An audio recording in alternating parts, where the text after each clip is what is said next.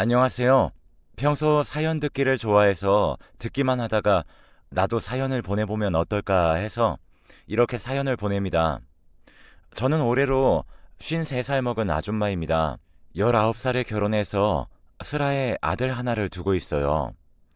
어린 나이에 남편을 만나 결혼해 아들을 낳고 평범하게 살 줄 알았는데 남편이 술을 배우면서부터 폭언과 폭력이 시작되었고 어린 마음에는 그걸 다 감당하며 살아야 하는 줄 알고 참고 살아오는데 그렇게 벌써 6년이라는 시간이 흘러갔습니다. 그동안 남편의 폭언과 폭행은 멈추지 않았어요. 그러다 저도 모르는 사이 어느새 남편의 폭력이 아들에게도 향해 있었죠. 소일거리를 찾고 돌아오니 아이가 남편에게 맞아서 온몸이 멍투성이 코피를 흘리며 울고 있는 걸 보니 정신이 번쩍 들더군요. 정말 못쓸 인간이구나. 하나만 건드리지 이 작은 아이가 무슨 죄라고 제 새끼를 이렇게까지 때렸을까? 그리고 또 얼마나 무서웠을까? 나도 무서워서 도망가고 싶었는데 더는 안 되겠다 싶어서 그 길로 짐을 싸서 도망쳤습니다. 남편이 무서워 이혼하자는 소리는 못하고 그땐 그저 도망가는 게 최선이라고만 생각했습니다. 하지만 어디로 가든 남편은 찾아내더라고요. 도망치면 얼마 안 돼서 붙잡히고 또 몰래 빠져나와 다른 곳으로 몸을 숨겨도 소용없었죠. 그러던 어느 날 남편이 술을 먹고 들어와 그날도 어김없이 욕하고 때리며 행패를 부릴 때 제발 이혼해달라고 빌었습니다. 나랑 우리 아들 제발 발 뻗고 살게 내버려 두라고요. 그 말을 들은 남편은 화가 났는지 버러지 같은 년 재워주고 입혀주고 먹여줬는데 이혼? 하늘 같은 남편한테 말대꾸하는 년은 죽여버려야 한다고.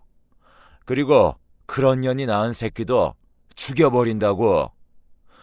어찌 자기 자식한테 그런 소리를 하는지 정말 다시 생각해도 끔찍합니다. 그날 남편 바지가랑이 잡고 죽도록 맞으면서도 제발 이혼해달라고 울면서 애원했어요.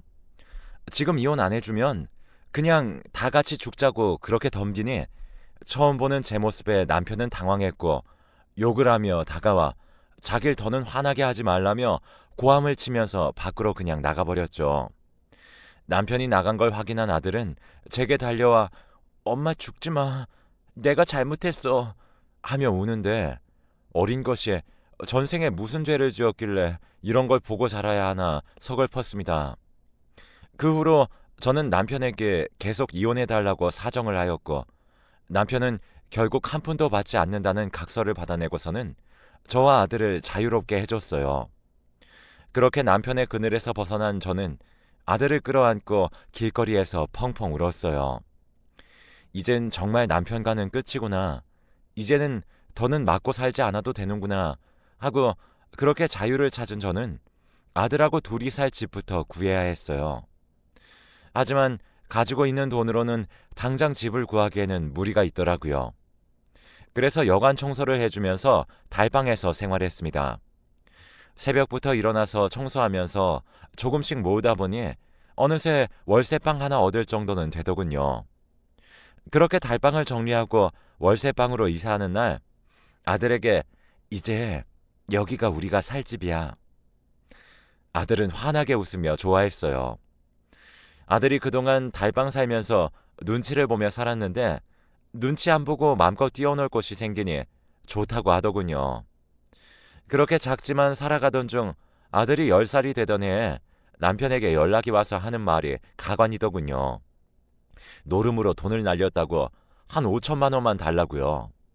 제가 그 큰 돈이 어디 있고 또 우리가 끝난 지가 언제인데 그 돈을 나한테 달라고 그러냐고 했더니 안 주면 줄 때까지 또 찾아낼 거라고 협박하기에 저도 남편에게 예전에 맞고 살던 그 여자 아니라고 찾아오면 신고할 거니까 그렇게 알고 당하고 싶으면 어디 한번 찾아와 보라고 큰 소리를 치곤 전화를 끊었어요. 솔직히 그날 이후로 누가 녹화할 때마다 심장이 철렁했었어요. 몇 날 며칠 잠도 못 자고 저녁마다 무서워서 벌벌 떨었었는데 다행히 그 연락 이후론 남편에게 연락이 온 적이 없었어요. 그렇게 남편을 잊고 혼자 아들을 키우면서 아들에게 가장 미안했던 건 아이가 크면서 아빠의 빈자리를 채워줄 수 없는 게 너무 미안했어요. 그렇게 살아오면서 솔직히 좋은 사람 없었다고 말하면 거짓말이겠죠. 정말 놓치기 아까울 정도로 좋은 사람도 있었어요. 그런데 제가 과거의 기억에 갇혀 있는지 신경이 쓰여서 만날 수가 없었어요. 만나서 술 한잔만 해도 그 사람에게서 전 남편의 얼굴이 겹쳐 보여서 도저히 만날 수가 없었어요. 그렇다고 그분이 때리거나 그런 적은 없지만 제 마음속에 상처로 남았는지 아무리 좋은 사람을 만나도 마음을 열 수가 없고 또 아들에게 상처 주기 싫어서 거절할 때가 많았었죠. 그렇게 아들이 중학교에 들어갔고 그때부터 아들을 통제할 수 없었어요. 중학생이 되니 힘도 생기고 덩치도 커지니 자꾸 나쁜 쪽으로 빠져서 제가 매일 학교로 출근을 할 정도였어요. 아들에게 그러지 말아달라고 타일러 보고 때려도 보았지만 사춘기가 온 건지 말을 듣지 않았고 어느 날은 새벽이 되도록 들어오지 않기에 걱정된 마음에 동네 여기저기를 찾아다니는데 경찰서에서 연락이 왔었죠. 아들이 지금 경찰서에 있다고 경찰서 전화를 받고 정신없이 뛰어가니 경찰서 안에는 남학생들이 모여 있었고 저는 거기서 피투성이 된 얼굴로 앉아있는 아들을 보았어요.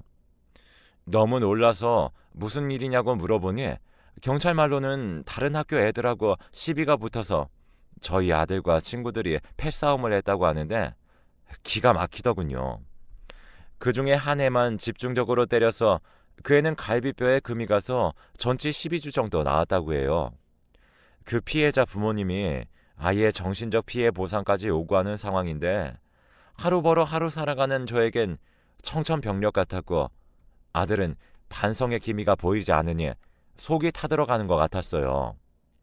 그래서 어릴 때부터 아들에게 절대 주먹 쓰지 말라고 그렇게 가르쳤는데 이런 꼴을 보려고 내가 여태 아등바등 키웠나 싶더라고요. 이놈의 자식이 커서 뭐가 되려고 이렇게 나가서 쌈박질을 하고 다니는 건지 우선 맞은 아이들에겐 미안하다고 연신 사과를 하고 피해자 아이 부모에겐 사정을 얘기한 뒤 빠른 시일 내로 연락드리기로 했습니다. 그리고 며칠 뒤 있는 돈 없는 돈 겨우 모아 돈을 마련하였고 아들과 같이 그 아이가 있는 병원으로 병문안을 하러 갔어요. 전날부터 가기 싫다는 아들을 붙들고 머리 숙여 사과를 한 뒤 병원비 보태시라고 준비해간 돈을 드리고 병원에 나서는데 아들이 저런 애한테 줄 돈 있으면 나한테나 줘 하는데 기가 차더라고요. 이놈의 자식이 하라는 반성은 안 하고 저런 소리를 하는 게 괘씸하기도 했고 그래도 좋게 타일렀어요.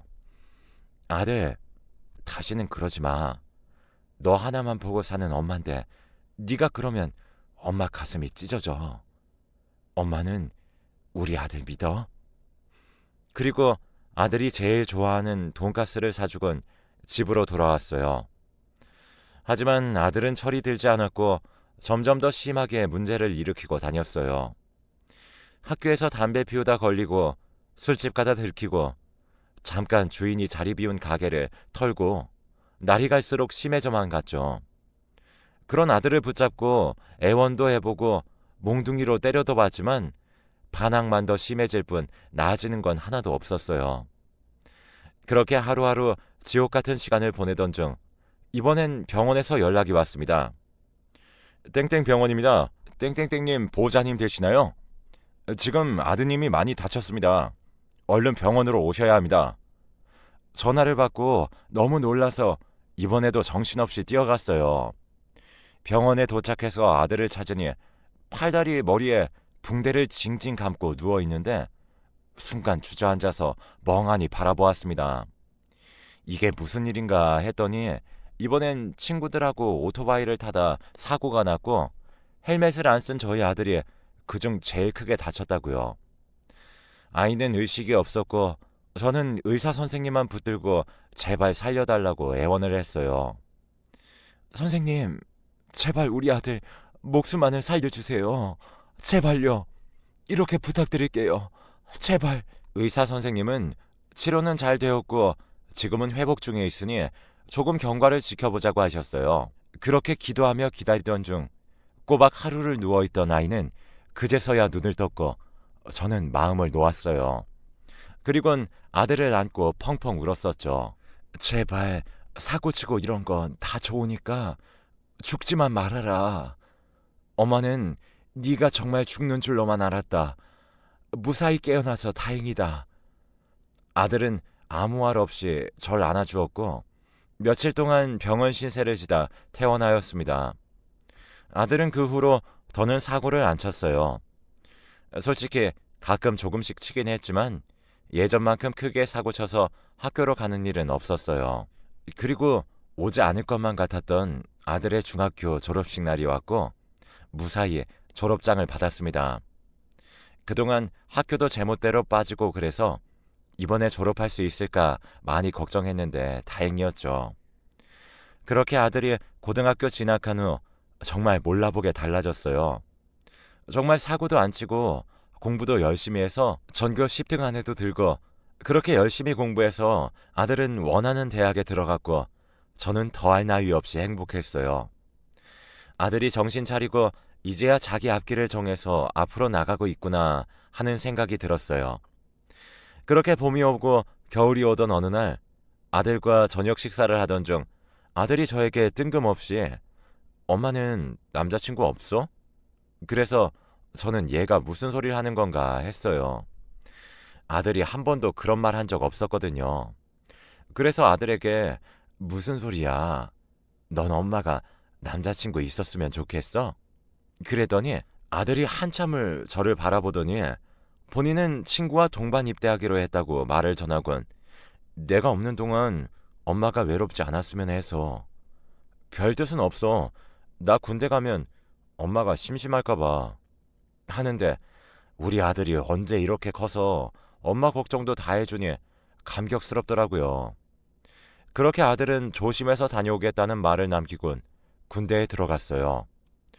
아들이 군대를 들어가고 얼마 안 지나서 아들 친구들이 가끔 집으로 방문해 안부도 물어주고 장 볼 때나 무거운 거 들 때면 어디선가 나타나서 도와주기도 하더군요. 나중에 물어보니 아들이 제 엄마 걱정되어서 친구들에게 부탁하고 갔다고 하던데 그 말 듣고 울컥했습니다.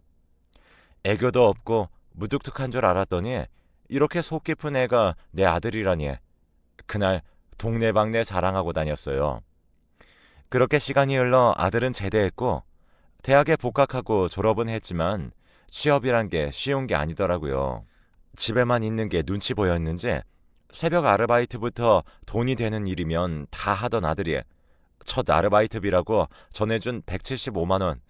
아직도 그 돈은 아까워서 못 쓰고 있어요. 아들은 이것저것 일을 해보더니 자기 이름을 걸고 가게를 차리고 싶다고 했습니다. 그 이후로 요리를 배우고 아르바이트한 돈을 모아서 식당을 하나 차렸어요. 어릴 때부터 요리하는 걸 좋아했는데 가게까지 차릴 줄이야 상상도 못했어요. 사람 인생이라는 게 이렇게 한 치 앞도 알 수 없는 게 인생이라니 재밌네요. 아들과 같이 가게 운영을 했고 저도 가게 운영에 재미를 붙여갔죠. 그렇게 아들과 같이 일을 하니 여행도 예전보다 자주 가고 저를 돌아볼 시간이 많아졌어요. 그러던 중 지인의 권유로 좋은 사람을 소개받았고 그분과 친구처럼 사이좋게 지냈습니다. 참 좋은 사람이에요. 자상하고 배려심도 많고요. 그 모습을 보고 아들이 이제 자기도 연애할 수 있겠다면서 자기가 더 흐뭇해했어요. 얼마 뒤 아들이 2살 어린 친구와 연애를 시작했고 그 연애하던 여자친구와 5년 연애 끝에 결혼을 했습니다. 둘이 결혼할 때 제가 집이라도 해줘야 맞는 건데 아들은 자기가 결혼하는 거니 본인이 모든 걸 해결하겠다며 실제로 그렇게 했습니다. 결혼식장 자기들 살 집까지 전부 아들이 해결했고 아들이 신혼집에서 셋이서 같이 살자고 자기 마누라랑 의논 끝났다고 하더군요. 근데 제가 어떻게 아들 신혼집에서 같이 살겠습니까? 결혼했으면 이제는 자기 인생 자기가 알아서 챙겨야죠. 저는 극구 부인하였고 마음만은 고맙다고 생각해준 건 정말 고맙지만 이제 너 인생을 살라고 했죠. 다음날 며느리가 찾아와 어머니, 오빠가 얘기했다고 했는데 왜 거절하셨어요? 오빠가 어머님 생각 많이 해요. 걱정도 많이 하고요. 그냥 저희랑 같이 살아요. 제가 혹 마음에 안 드시면 더 노력해 볼게요. 그 말을 듣고 혹시 저 때문에 애들이 싸운 건가 싶었어요. 그래서 며느리에게 난 정말 괜찮다. 내가 거기 들어가면 민폐 같기도 하고 그리고 너도 너만의 시간이 필요할 때가 있는 것처럼 나도 나 혼자 있고 싶은 시간이 있었어.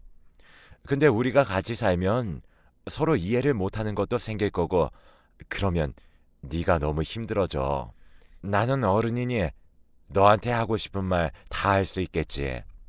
근데 너는 말도 못하고 있을 텐데 그 모습을 내가 어떻게 보고 사니? 그러니까 우리 따로 살자. 따로 살아서 더 오래 행복하게 지내자. 그러자 며느리는 알겠다고 끄덕이더군요. 그렇게 저는 원래 아들과 살던 곳에 아들은 차로 30분 거리에 있는 아파트에서 살게 되었죠. 대신 주말이면 귀찮을 정도로 놀러 오니 심심할 틈이 없었습니다. 이렇게 사는 게 옛날엔 왜 이리 힘들었는지 그저 평범하게만 살고 싶었는데 말이죠. 그렇게 아들이 하는 식당은 입소문이 나서 하루가 멀다 하고 사람들이 줄을 섰고 며느리는 쌍둥이들을 키우느라 정신이 없어 하루하루 보내던 중 모르는 번호로 전화가 왔습니다. 원래라면 받지 않을 번호였지만 그날은 이상하게 그 전화를 받고 싶더라고요. 전화를 받고 깜짝 놀랐습니다. 그 전화는 전 남편이었어요. 전 남편은 자기가 암에 걸렸고 살 날이 얼마 남지 않았다고, 그래서 후회가 남아서 전화했다고, 그리고 언제 죽을지 모르니 아들 얼굴 한 번만 보게 해달라고 울면서 부탁을 하더군요. 제가 그때 무슨 정신이었는지 남편에게 지금 어디냐고 물었고 남편이 불러준 주소로 가서 남편을 보았습니다. 옛날엔 건장한 체격에 키도 크고 그랬는데 못 본 사이에 남편은 상당히 말라 있었고 얼굴도 좋아 보이지 않았습니다. 남편은 폐암 말기로 판정을 받았고 홀로 병원에 다니다가 주치의에게서 시한부 선고를 받고는 집에 돌아오니 옛날에 그 일이 너무 후회가 되어 연락했다고 하더군요. 처음엔 죽는 날까지 속죄하는 의미로 연락을 안 하려고 했는데 너무 보고 싶었고 미안하다고 말하고 싶어서 연락을 했다고, 정말 미안하다고 저를 붙잡고 펑펑 우는데 마음이 정말 아팠습니다. 한때는 사랑하는 사람이자 내 남편이었는데 아파서 이렇게 사는 꼴을 보니 마음이 흔들리더군요. 그렇게 남편과 짧은 대화를 한 뒤에 집에 돌아왔고 저는 아들에게 전화를 해 전 남편을 만났던 오늘 있던 일들을 말해 주었습니다. 그러자 아들은 펄쩍 뛰며 아들은 거기가 어디라고 가?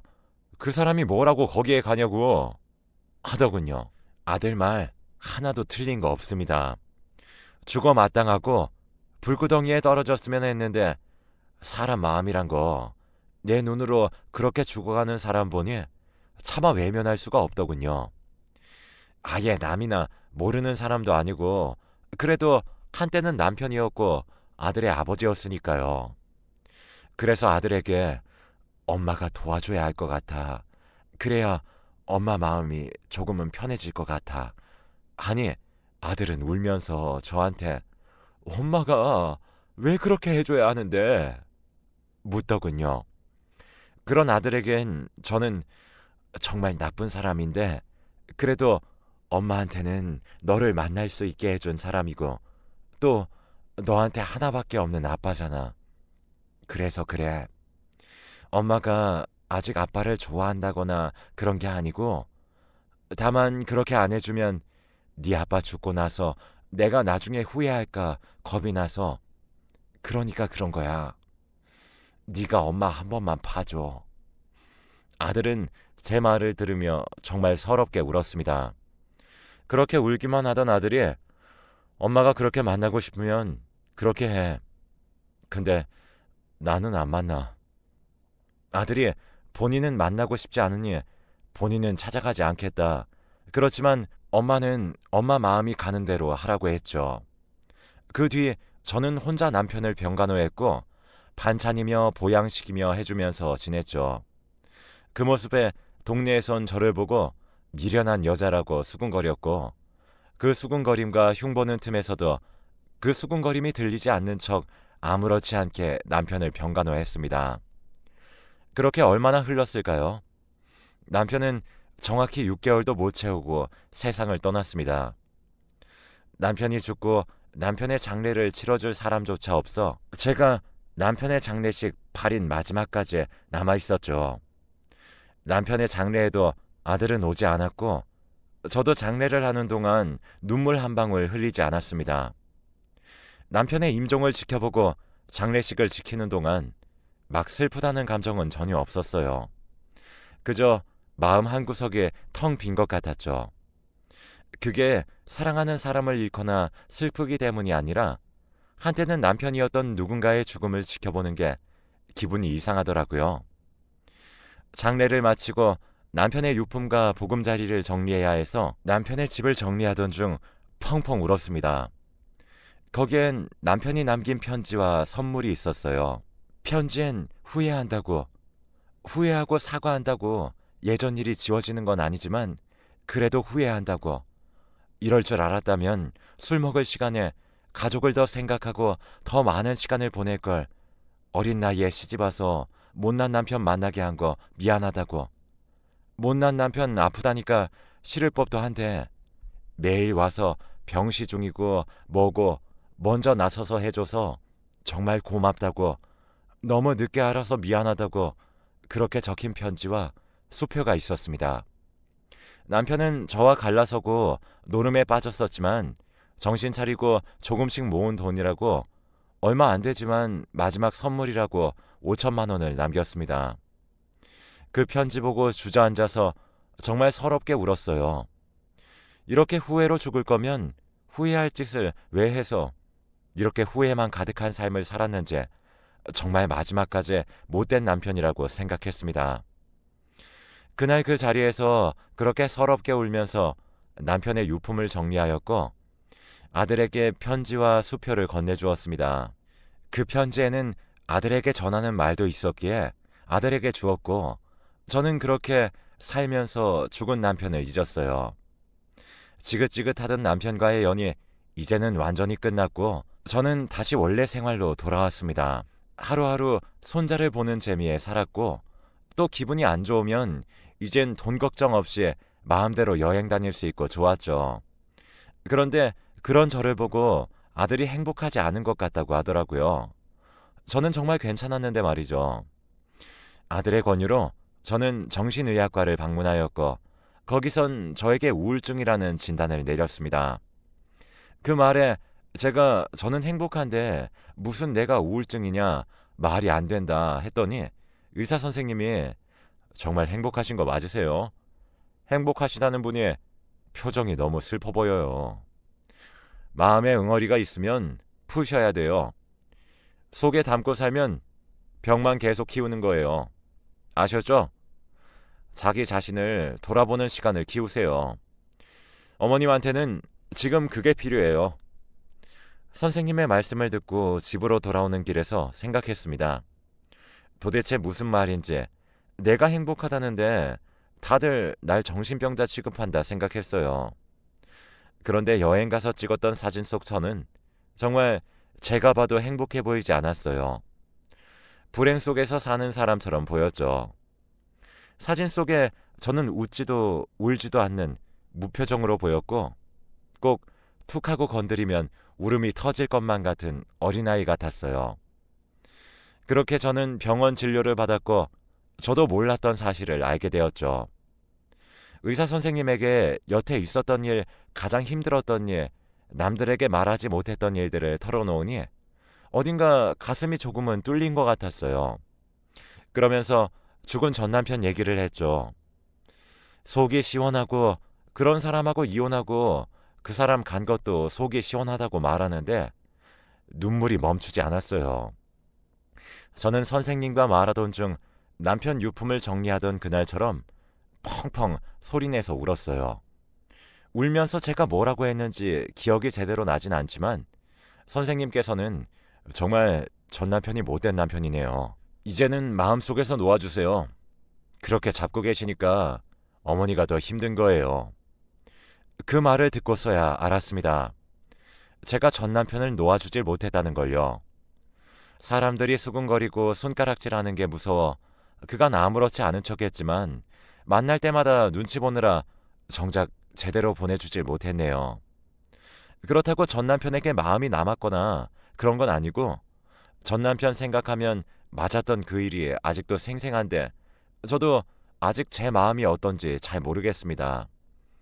이혼한 이후엔 생각도 거의 안 하고 잘 살아왔는데 전 남편의 죽기 직전 아플 때를 함께하고 죽는 모습을 직접 봐서 그랬던 걸까요? 아니면 그 전에는 아들 키우느라 생활이 바빠서 전 남편을 생각할 겨를도 없다가 아들이 다 크고 결혼하고 생활이 편해지니까 옛날 생각도 나고 전 남편의 존재가 신경 쓰이는 걸까요?